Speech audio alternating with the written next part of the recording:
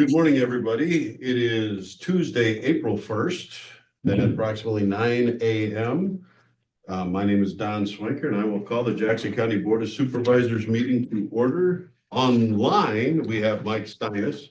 To my right, we have Nin Flagle, Bjorn from IT, Lisa from the Auditor's Office, Luann over there, the Executive Assistant, and first up is Jaden Sheckle from the County Engineer's Office. Good morning. Jaden, it's up to you. Alrighty, first thing on the agenda is our fiscal year 26 bridge steel. So last month we advertised and solicited bids for our steel for our day labor bridges. Sent it out to 3 different bidders, and received back one bid. And that was from Jim Trader Construction, which they were also bidded on it last year. So their total bid was $77,718.38. So that includes all the H-pile for the day labor bridges. We included our C channels that get welded to the beam for a composite deck, all the reinforcing steel and delivery. And that was actually under our estimate by a few $1,000. So we're happy with the results on that one. So the first item then is just we have a resolution to award this project and authorize the contracts the same, or however that's worded. So is there a signature on the contract from a board member? Yes, yep. So to authorize board An signature. authorized board signature. That would be a resolution 1106, 04, 01, 25. I'll make that motion to approve resolution 1106040125 and authorize the chair to sign. I'll second that. We got a motion by Nin, second by Mike to approve resolution 1106-04-01-2025 for the award of the FY26 Bridge Steel Project and authorize chair signature. Any other discussion? All those in favor say aye. Aye. Aye. Opposed? Motion carries. Next up is same thing, only instead of steel, it's our bridge lumber. Got 2 bids, one from Wheeler Lumber and the other one from Oval Forest, and they both have bid on our projects in the past as well. This year, Wheeler Lumber was the low bid at $45,527.42. That also was under our estimates, so overall, we were quite pleased with the way both of these resulted, but same as the steel, there's a resolution for this and to authorize board chair signature on the contract. I'm assuming that's gonna be 1107. Correct. I'll make a motion to approve resolution 1107-0401-25 and authorize the chair to sign. I will second. We got a motion by Nin, second by Mike to approve resolution 1107-04-01-2025 for the approval of the FY26 Bridge Lumber Project and authorized chair signature. And this total was for $45,527.42. Just as a side note, the other steel project was $77,718.38. Any other discussion? All those in favor say aye. Aye. Aye. Opposed? Motion carries. Last is just to set a date for a public hearing on our level B and C countywide designation. So it's been a long time in the making. It's probably the works last year already. For, if you recall, we have a lot of roads that are on our map shown as level Bs, and that's how they've been treated as such too, as far as maintenance and all that. But there's never been that documentation that states in writing like this road from point A to point B is level B. The level Cs are actually really well documented because those have had resolutions in the past with the bees have not. So this is that effort to get that cleaned up, and along with that, sign some of them appropriately, because there's some that are shown as level B and treated as level B, but are not signed appropriately. So this is an effort to clean that up. But I feel like it's best if we have a public hearing for this, that way, just to give the public, since it could generate in the future, once we start putting signs up on the roads that aren't signed, well, why? There could be questions asked, why is the sign going up? So I just feel it's best to have a public hearing on that. So that way it's, everybody's aware. Do you have a date in mind or? I was thinking April 22nd, which would be at whether 9 o'clock or whatever would work well for you, but that was kind of the day I had Okay, earmarked. and that meets the, what is it, would this be a 10 and 20 or? Yeah, we need to get it published by the 11th, I think. We Okay. need to get it sent by the 11th.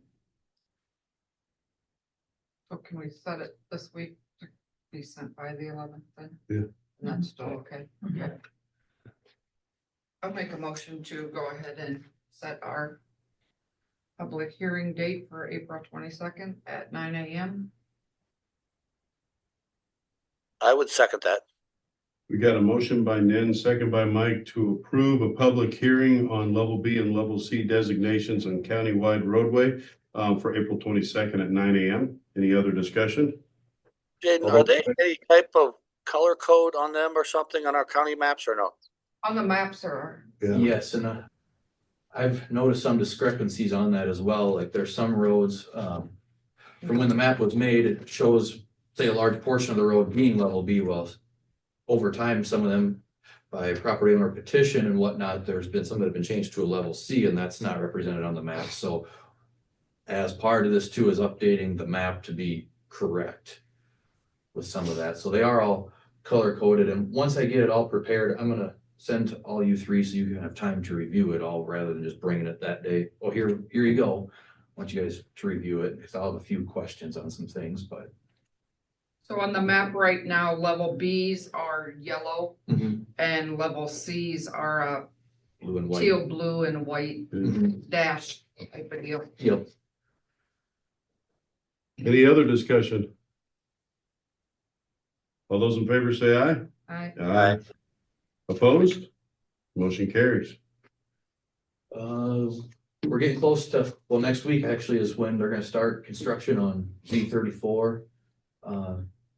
Been told it'll likely be the 10th of April is when they're gonna be in to start the work, but like I kind of figured it's gonna be that week, it just could get delayed a day or two, but next week they're gonna start the work, closing that road, put it on a road notification tool, so Law Center. The schools have all been updated. I know the paper's been pretty good about putting that in there, because there's been people stopping in that have seen that and coming in and asking. So the feedback's been good, or at least they're getting notified, so construction will start next week, and a couple weeks following is when the asphalt work will start, so we're gonna go right into it as far as construction. It's just talking about road closing. Just remember, people starting next Monday, Main and Summit will be closed for about a month and a half. So, Yes, a lot of closures next week. yeah.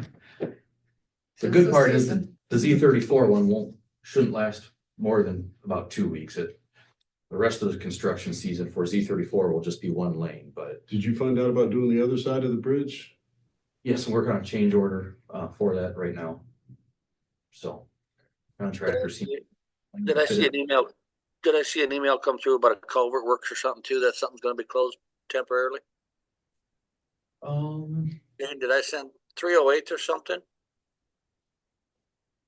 Thought I seen it this morning. I guess I'd have to check. Actually, you know where I seen it? I seen it on Facebook. The county posted something that to the city. Maybe it was an old one. Yeah, I guess I'm not sure, but I know we don't have a Facebook. Our department doesn't have a We don't Facebook have- page. The sheriff's office would have put something on there, but I guess I'm not aware of that. I think it almost appeared like it was a post to the city, so they were aware, but I don't know why it would be like that. That seems kind of odd, yeah. You're not doing any culvert work this morning? Boy, not that I'm aware of, or. Okay. I can talk with Rick though.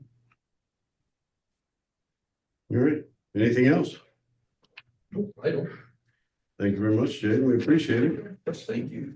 Next up, we got visitors and citizens. Is there anybody on the public, whether it be on Zoom or in person, that would like to address the council or the board? Matt, you in the back? I don't have anything. I was just here for like TAC updates, mental health region. Okay. All right, nobody online. So we'll move on. Elizabeth is not here. Lori, are you on? I see you're on. Lori, are you there? You might be walking down the hall at that point. And then I guess we'll go to Lisa. Good morning. I need a motion to approve the minutes of the March 25th, 2025 board proceedings as written by Auditor Smith and authorized publication in the official newspapers. I'll make that motion. Second. All right, we got a motion by Nan, second by Mike to approve the minutes of the March 2025 board meeting. Board proceedings and work sessions as written by Auditor Smith and authorized publication in the official newspapers. Any other discussion? All those in favor say aye. Aye. Opposed? Motion carries. I need a motion to accept, place on file, and authorize the chair and auditor signatures on the county recorder's report of fees collected for the month of March 2025 in the amount of $55,948.46. I'll make that motion. I will second. Got a motion by Nin, second by Mike to accept, place on file, and authorize the chair and auditor signatures on the county recorder's report of fees collected for the month of March of 25 in the amount of $55,948.46. Any other discussion? All those in favor say aye. Aye. Opposed? Motion carried. Last week was the beginning of the end for our budget season here for the fiscal 26 budget. So we did have our public hearing last week. We have one more final public hearing. And so I'm asking today for a motion to approve setting a public hearing date for the fiscal year 2026 budget on April 22nd, 2025 at 10 a.m. Does this one have to be its own separate meeting or that? No. Okay. I'll make that motion. I will second. Got a motion by Nin, second by Mike to approve setting a public hearing date for fiscal year 26 budget hearing on April 22nd, 2025 at 10 a.m. Any other discussion? All those in favor say aye. Aye. Opposed? Motion carries. So that'll be two public hearings that day, correct? Yep. Yeah, because that one that we just said that. Yeah, have it, yeah. That's all that I have for the board today. All right, Miss Lori. Hey, guys. In front of you, we have two resolutions. Both of them are for asking for extensions. One is to extend the moratorium on utility scale solar energy conversion systems from being permitted. Okay, let's do And- that one first. Okay, so the request is to extend that until December 31st. And if this will be 11:08 Correct. and, okay. That is for the utility scale solar, correct? Yes, Yes, ma'am. 11:08. Sorry about that. Nope, just Thank making you. Sure. Yes, that is 11:08. Okay. I'll make a motion to approve resolution 1108040125 for utility solar to December 31st of 25. I will second. We got a motion by Nan, second by Mike to approve resolution 1108-04-01-2025. The resolution approving extending the moratorium on utility scale solar energy conversion systems until was it December 31st, 2025? Any other discussion? All those in favor say aye. Aye. Opposed? Motion carries. And then for the 1109-240125, a moratorium asking for a resolution asking to extend the moratorium on utility scale battery storage systems Same request to extend the moratorium to December 31st, 2025. I'll make that motion to approve resolution 1109040125 for battery, utility scale battery energy storage. I will second. We got a motion by Nan, second by Mike to approve resolution 1109-04-01-2025. The resolution approving extending moratorium on utility scale battery energy storage systems until December 31st, 2025. Any other discussion? All Are those- we gathering any new information on that? On that? the solar, no, but what I Oh, am the working battery storage. on the battery storage, no. That's I the don't one. What I am working on and trying to do is get something developed for a draft ordinance for the data mining facilities. And I'd have an email out to all of you guys, because I know you had questions. I've reached out to the Vice President or President Nick Schulte of Macocata Valley Electric Company. He is willing to come in and visit with you guys. However, he would like to have a list of questions of what you guys have so he can be prepared. He wants to have everything organized and articulated correctly. So if you guys would like to send me a list of questions and we can make arrangements for him to come in, that will help us answer some of the questions that you guys have as well as what the public has, because there is bad information out there. Well, the big question I have is when we talk about percentage of capacity usage, Mhm. you know, what is our total capacity the grid can maintain? What is our current usage? And as these storage units or these data centers come in, what are they willing to utilize? Is there a reserve capacity that they want at least 20% left? Because what I don't want to see is, okay, there's really no harm, no foul now. Letting them come in, they're spaced, their noise isn't a problem, but they use up all the capacity in the grid and it becomes a hindrance to possible economic development because now you're delayed because you have to expand capacity, as Charlie White even stated. And he goes, well, if we use it all, they can always grow. Growing capacity is not a fast process. And so I don't want to lose economic development that actually is a bonus for the taxpayers of Jackson County for something that is a container that really does nothing for the citizens of Jackson County. Okay. So that's my So that's the biggest question. that's my biggest question. And then you too. Okay. Yeah. Mike, did I you mean, have what- any? With the RC, with the electric company anyhow, that's the biggest, Yeah. Okay. biggest question. Yes, and that's, yeah, we need to be industry specific for him. Right. So, Mike, did you have any other questions that I can put in writing for Nick Schulte? No, I mean, of course, when they decide, if they do decide, may make a proposal to come in. I would like to know what kind of cooling system they're talking about. You know, I would like to see the quietest one we could, but you know. Okay, and that'll be outside of Nick Schulte's, that won't be anything from Macocata Valley. You get it. Yeah, okay. Yeah. All right, All right. thank you guys. You bet. Thank you much. If anybody has any more questions, just make sure you email her. Cool. Luann, did you hear from Elizabeth?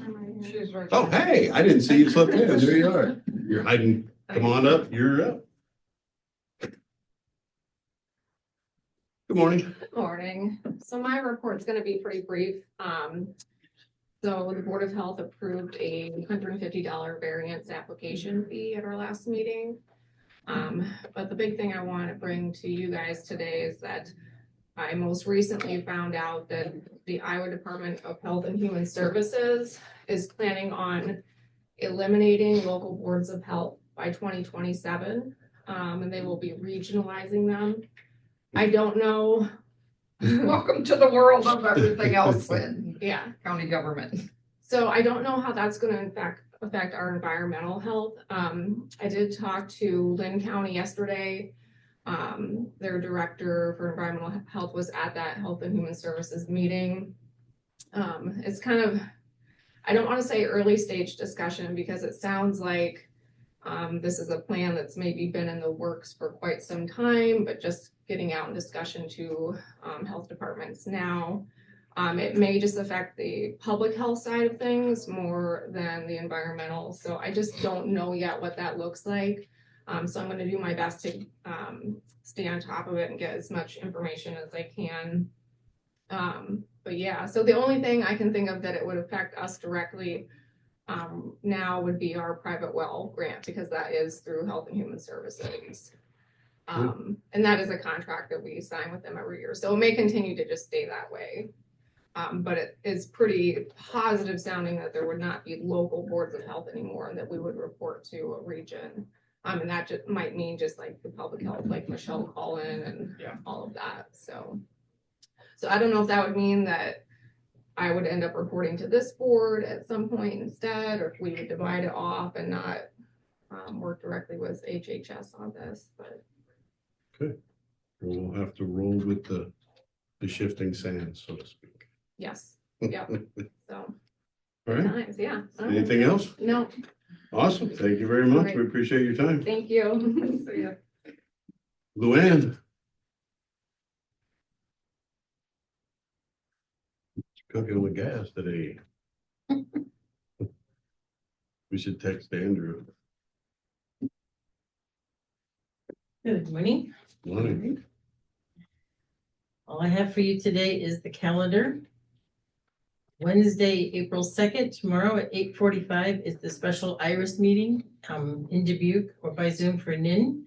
And it's scheduled just before the 9 o'clock RTA meeting in Dubuque or by Zoom for all of you. 4 o'clock tomorrow afternoon is a Wednesdays Are Possible meeting at Innovate 120 for any of you. One thing that I had added to your calendar is for Saturday, April 5th at 10 a.m. is a legislative community forum at the Macocata Chamber office for any of you that want to attend that. And our next regular meeting will be on Tuesday, April 8th at 9 a.m. And that afternoon at 3:30 will be a Macocata River Watershed Management Authority executive meeting by Zoom for Don. Anything else for us? That's it. All right. Appreciate it. Thank you very much. Boards and commission reports. We had the Macocata River Water Management Authority kind of biannual, semi-annual meeting last Tuesday, and we just got some of the results. We got about 50 some water sensors out, and they're checking for nitrates, different contaminations and things. And the University of Iowa speaker there, Marty Sinclair, if I'm not, I think that was his last name, but he said they're now able to track thing to the trillionth in contamination of certain things, which is quite impressive. And the Macocata River, it seemed to be one of the more contaminated rivers for E. coli and different things, just because of the fact they said that usually happens after a dry year, and then you start getting some wash off and all that kind of stuff. So it's not anything, terrible, but it's just something that I took out of it. But we're continuing doing those water sampling things, and we're comparing years because we've done it about 5 years now, comparing to see if we're making any changes or where can we more focus our cover crop initiatives to kind of help filter some of that stuff out. Then again, we're also fighting the other hand of the government that's helping people kind of tile and tear out waterways and things like that to help drain property off a lot faster. That's kind of counterproductive at some point. But that meeting went really well. Workforce, the CEOs met and they're just working through some, I don't know, it seems like there's a bit of a lot of the new elected officials are kind of scratching their head because most of the committees in the Iowa workforce we sit on, we're non-voting, non-participating, mandatory for us to be there. And they're like, well, if we can't really participate in the conversation, we can't vote. Why is it mandatory we have to sit in on these meetings when we get everything, when we have the full board meeting, all the committees report to that board. So they're like, there's a bit of some questioning of different things on how that's going. So we'll see how that shakes out, but that's all I got for my meetings. Mike, do you have anything? No, I really don't have anything. RPA, we met last week.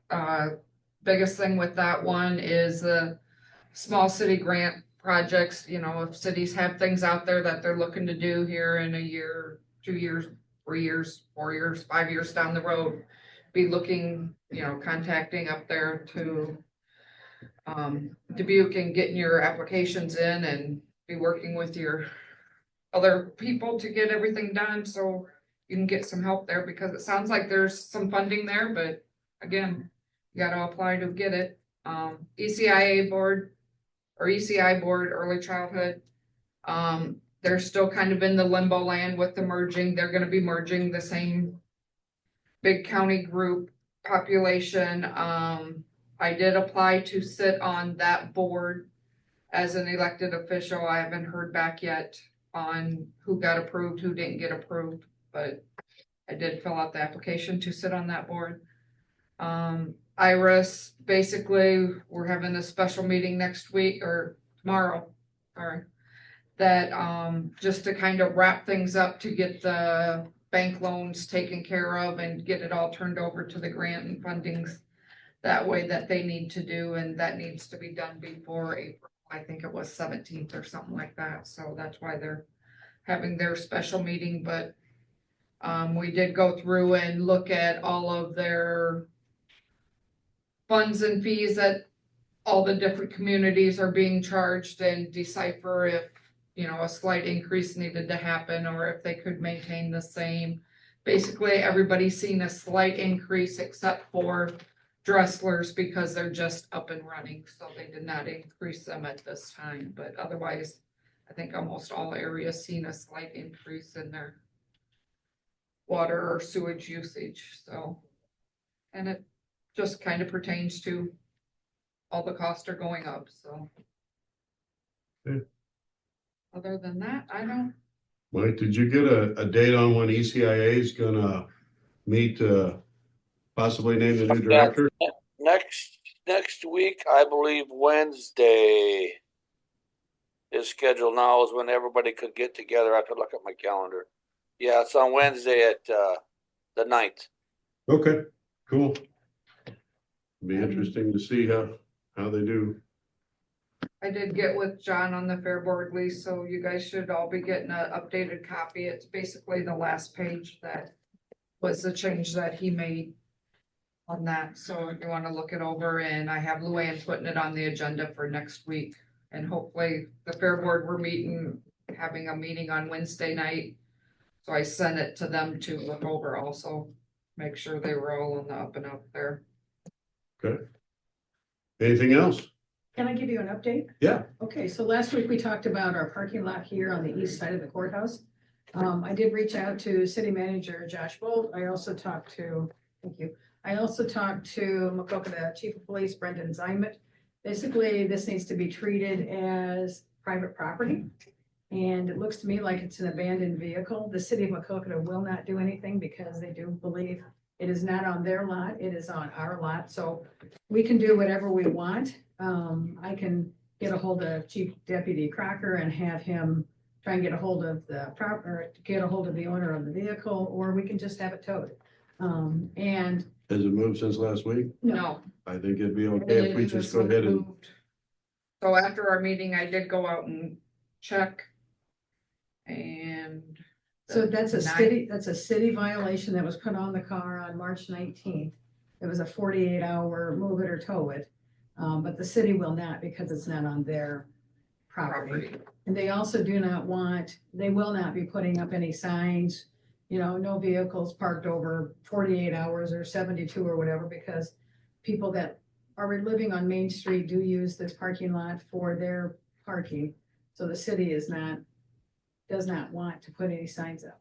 So it's basically up to our discretion. well, if there was a citation on March 19th and it hasn't moved since, I think we should go ahead and take care of business. Okay.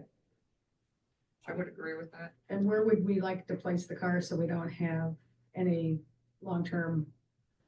So is there a business person that does that, tows them and charges for storage? they probably can't get. Yeah, I didn't know if you wanted to pay for storage or not, Mike. That was my question, is if we could put it someplace so we could avoid that storage charge. I guess maybe we ask Jim Cracker to look at it, and if it's not moved by Friday.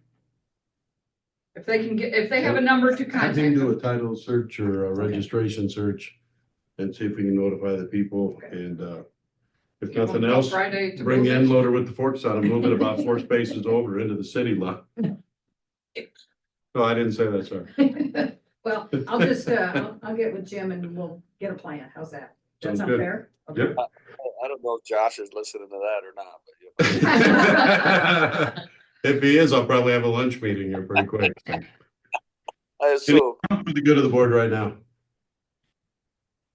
All right, then I'll go ahead and we'll just go into recess here for a little bit until about 10 o'clock when our next person is up, so. And we can. All right, we'll go ahead and reconvene our, the supervisor meeting, and next up we have Lene and Jack to give us a disability services mental health update. Hello. Hi, How we doing? good, good. So the big thing, I guess, a couple months ago, we were really worried about the budget. Lori Elam did give an update at our meeting and our budget's looking a lot better. So with the cuts that we've made, it looks like we should be able to end with a positive, and then, we'll be able to pay off. So we've been holding state bills. So then with whatever's left at the very end, will go to state bills. They have been working on a closeout plan. The state wants us to do, and Lori got that approved by the board here the last time. And with that, they've got a lot of hard deadlines of what they need to accomplish at different times to get done to close things out. One of them is the 28E agreements with the regions. They're gonna be discontinued on or before December 15th. So, cause like Lori and a couple of her people are gonna continue to work on stuff until that date, because they have to do all of the closeout reporting and closeout financials. But like positions like mine and Cedar County and those counties, those would be ended July 1. So so the budget, that's a good thing. And then the 28E agreement, and then with the court advocate, right now we share the court advocate in Scott County, and they would like to continue to do so. The ASO is mandated to pay for that position. But Lori hasn't written anything up officially yet because the ASO hasn't committed to what all they're gonna reimburse. Are they reimbursing just the wage? How much of a wage? Are they reimbursing mileage? Cause if he's covering all 5 counties, yet there is gonna be some transportation. Would that be 20 counties come July? Yeah, no, that one. 14. 14, I That- mean, sorry. The 14, no, for the court advocate, the ASO does have to provide that for the whole state, for everywhere that they cover. So kind of, the court advocate can kind of be broken down however, they're allowing the funding. So as far as we know, the one court advocate should be able to still maintain the 5 counties and not have to increase that. That would be our hope, but that's kind of what we're looking at. So hopefully the ASO would cover the entirety of that expense, and then there wouldn't be anything except for an agreement saying that ideally that all these counties will utilize the court advocate, and then the court advocate will be paid by Davenport, Scott County, and the ASO will reimburse Scott County, so there wouldn't be any monies having to exchange. That's our hope, but like I said, nothing's really finalized yet. Yeah, until it gets signed on the dotted line, we're Right. not sure what's gonna happen. So that's the hope with that one. And then let's see here. Lori and May, they did get the award for the DAP, the Disability Access Point. So they are working on that piece of the funding and trying to get things put together on that and with a short time frame. So not sure what that is gonna look like, but they are looking to probably hire 8 to 10 service coordinators for the 14 county district. And I think May kind of thinks that's gonna be finalized maybe sometime in May. Yes, so they're looking for a really quick turnaround. Yeah. To try to get some people on board with that as well, and then, get that ball rolling on their end. Cause July 1st is gonna be here before we know it. Exactly. Yeah. Oh, and then also with that closeout plan, I almost forgot to mention, final bills we need to, submit as soon as we can in July. So like for the reimbursement for my wages in June, and then I'll have to touch base with the sheriff's office if they've got any committal expenses, from June. We'll want them to submit that as soon as they can, July, so that we can try to get that paid out and make sure everything's, reimbursed. And the current console, Ken Beck, this chairman, said we would probably still meet in July and August, but then after that, we'll probably be done. With that, the disability services, Yes, Lori and May, they say there's 8 to 10 positions possibility in the 14 counties. correct. How many of the 14 counties will have a disability services coordinator that maybe could fill one of those spots? Any, most, all? Some. So I don't know who all is interested as far as, who's gonna be putting in for it. I know that in May's area, probably, any of them that haven't already found another job are probably gonna be putting in for it because they weren't under the county umbrella like our region was, so they definitely do not have, positions unless they found one already. And so I imagine, there'll be, a handful of those, but yeah, anybody, can put in, and I think they would want, people scattered throughout the district. So that's a possibility for some more local, type of Okay. services. Like I say, I think it'd be good. We kind of talked a little bit that we set up a work session. And I think we're talking about next time you guys are back on the 15th, after you're done, we can just do a work session to kind of talk about current situation of things and kind of truly map or at least write down a map of where we need to go from here, because again, July 1st is not that far away. Right. And I would say by then we should have the contract. Mhm. Lori should have it done so that we can review that and talk about that too. Okay. Yeah. Is that all right with you, Mike, setting up a work session with Lene and Jack? Yeah, absolutely. I think it's essential that we need to figure out where we're going. It may be difficult because you can't see the road ahead of you, but yeah, no doubt about it. We need to chat. So We can at least do the dirt road plan and go from there. let's just hope it's not too bumpy. Yeah. Account show.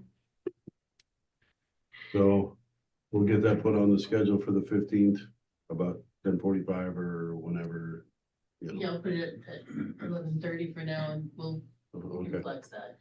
Okay. Was your meeting yesterday? Your original meeting? So it was last week. Do you know what day it was?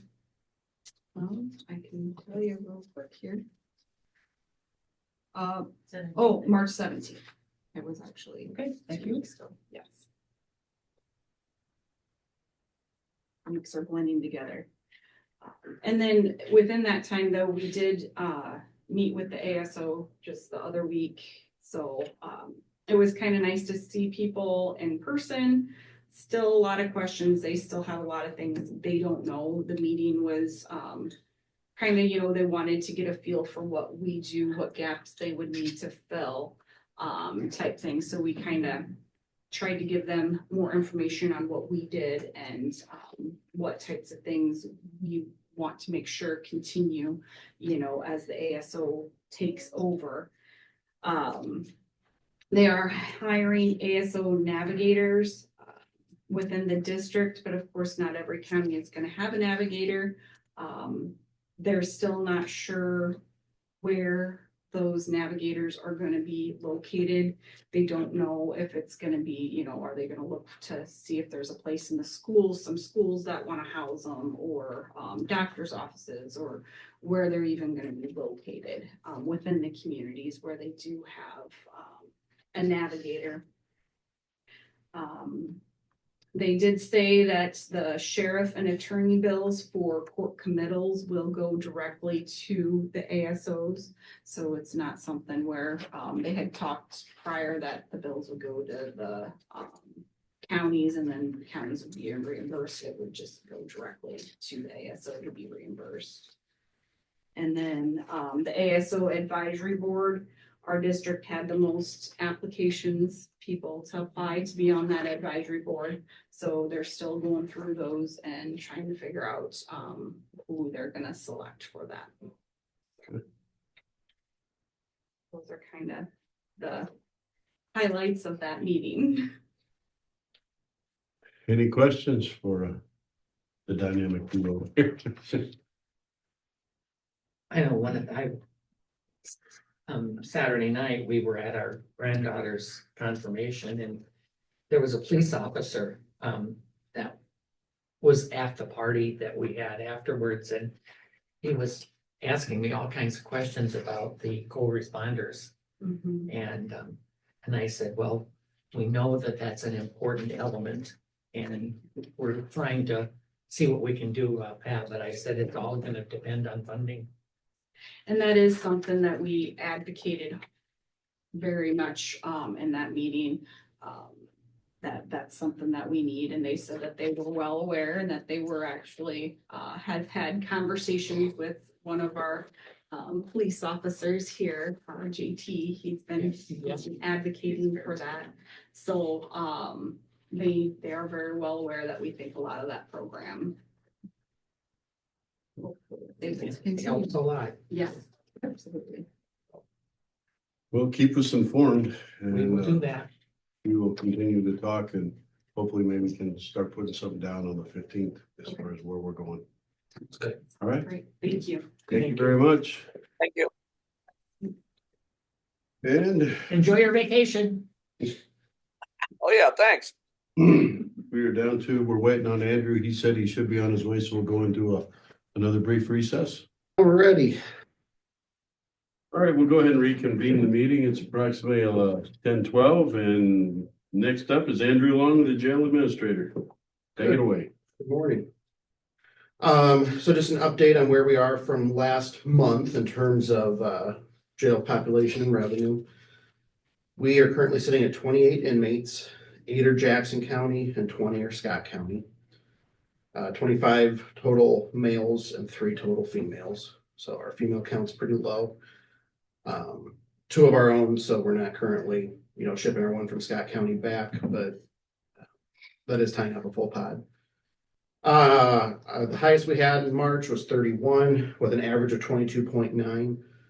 The first 2 to 3 weeks of March were pretty low. That kind of made our numbers lower there. And then, I want to say it was around March 21st, we took in 12 from Scott County again. So boosted our numbers right back up there. So in revenue for March, it says February in here. I'm sorry, it's March. 23,100 from Scott County. So running total then for the facility for the fiscal year is $61,380 in revenue from Scott County. And that's the only county we're getting inmates from. Currently, yes. Yeah. I'd reached out to a few other counties. I hadn't really heard anything back from them. So currently it's Scott County. I know Jones County had just done some renovations on part of their jail. They're looking at doing more on the other part. So possible at that point we'll get some from Jones County, but I don't think it'll probably be a long-term thing. It would just be a short-term housing for them if and when they do that. But otherwise booked in 41 inmates this month. Correctional officers documented 51,683 checks of inmates, with 4,911 specific logs of inmates being suicidal, intoxicated, that kind of a thing. And then they prepared and served 1,755 meals last month. So How's the kitchen working? Pretty well, pretty well. We're doing what we can to make it as efficient as we can. That hot meal is cumbersome. We moved it to lunch just because that way we're avoiding the end of the shift. That helps, but you know, undoubtedly someone gets arrested, whatever the case may be, it just kind of throws things into a little bit of a circus. But we're required to provide it, so we do what we can to kind of make it work the best as possible. But in terms of the equipment and stuff, we haven't had any issues, so that's good at least, yeah. Otherwise, Jeff has been taking care of a lot of the warranty stuff. I know our industrial dryer went down the other day, so he's working on that. He says that company's pretty responsive though, so as soon as it gets from you guys or from him to John to whoever, back to John, because everything has to go through John now. As far as warranty work. And the other thing we're trying to figure out is there's the thermostat in the control room. There's a pin on it that nobody knows the pin to it, so we can't figure out how to get it off of 84 degrees in there, so trying to figure that one out currently. John doesn't? I mean. No, he's like, well, you'd have to call Giesler. We called them and they're like, well, we don't know. So, a few Somebody better more. be figuring it out. Exactly, And I so- think that should be on John's. Yeah, Yeah, so, yeah, so a few more phone calls I'm gonna try to make on that today, but not sure exactly how we. get Have that just reset. fill out a warranty thing on it, because if it ain't I mean. that, Right. To me, it's not working properly. If you exactly. can't change the temperature on it, it's not Right. working properly, so. Yeah, Fill out a warranty, that way you got documentation that. You're It's trying not to working. address it, Mhm. it's not working. If Geisler's can't figure it out, then maybe they need to come in and put in a new controller. sure. Exactly. I mean, Well- you can't have it 85 degrees when it's 110 outside. Right, well, we're trying to figure out too, I mean, I never understood why that box is different than the other boxes, so. We finally, here about a month and a half, 2 months ago, were able to get into the one system for HVAC that we couldn't for the longest time, so. Finally into that, but this is a separate system then. My understanding is it's two different companies, so we're trying to figure that one out and navigate that, but There shouldn't be any, you trying to figure it out. it should. It's been installed. It's a known thing between John and the company that put it in Giesler's. It should be this is the way it's taken care of. This is a contact. There isn't you guys figuring out. Right, And that's where it's getting, the communication gap is getting bigger and bigger. It's kind of disappointing to some of the stuff we're hearing is kind of viewed it differently. It's like, they're like, man, whatever, we're done with that project. right. And it's unacceptable. Well, I'll make some phone calls and see if we can't get something worked out and reach out to Hanson and see what we can do, so. Like I said, I would have Jeff fill out a warranty thing and do it that way. That way you're tracked and, Yeah, you Yeah. know. because when I talked to What him with all the yesterday, phone calls to 20 different people and just be like, fill this out, get it to John. and just He be done needs with to it. get something done to and it. when I talked to John or Jeff, he was like, he talked to John about stuff and all they're like, John was like, call this guy. He calls her like, I can't do anything unless it comes from John. So Jeff can't call the companies or whatever. And so, yeah, I agree. Just do out a warranty thing and start the official ball rolling. Then they have to do something with it.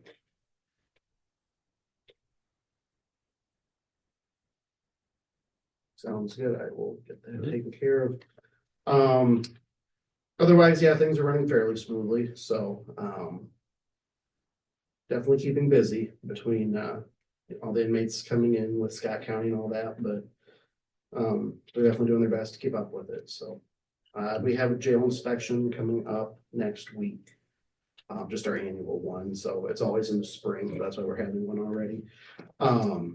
I'll let you guys know the date and time of that if you want to. The one we did in February doesn't count or whatever, or. No. January, February, I mean, when he came and said, yes. Yeah, yeah, no, it's, I think what it is I think he does it kind of regionally, so he hits, Everybody's. Jones, Scott, Muscatine, Dubuque, Clinton, us all at the same time. That way he doesn't have to make multiple trips this way, so I think it's probably just keeping us on the same schedule as Okay. the area, so. So when we're taking in these inmates, are most of them like here for extended stays, not I mean, are we shuffling constantly? There's a level of shuffling, but not terrible. The one female we have in, we've had her since we started taking, so it'll be December 30th. Only ones we've had for quite a while, and some is shuffling. Scott County's pretty good about when they have to come pick someone up for court, that kind of a thing. They pick them up and bring them back. And there's times when they don't tell us, book them out, you know, they don't know for sure. And then they'll call us the next day. Well, we still bill them for that day since we booked them in, we still have them in custody. In theory, it's tying up a bed, so, you know, we still do bill for that. And we haven't run into any issues, so. And they're good about doing it in big bulk trips, so it's not like one here, one there, that's kind of constantly interrupting the day. Now, we did have one single one come up,